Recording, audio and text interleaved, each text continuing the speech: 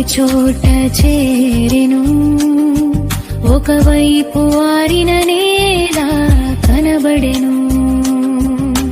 ఆరిన నేలకు భూమి అని పేరు పెట్టెను. నీటికి సముద్రములు అని నామమిచ్చెను. అది మంచిదని దేవుడు చూచెను. సృష్టి సాక్ష్యమై నిలిచెను. ఆయన చేసిన చక్కటి కార్యం లోకమంతా మహిమ పాడెను. ఆకాశమందు జ్యోతులు వెలిగెను. కాలములకు సంవత్సరములకు సూచనగా నిలిచెను. పగటిని ఎలుటకు సూర్యుడే లేపెను.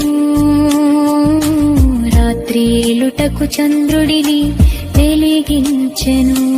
వాటితో పాటు నక్షత్రములు మెరిపించెను. ఆకాశమంతా కాంతితో నింపెను. ఇదంతా మంచి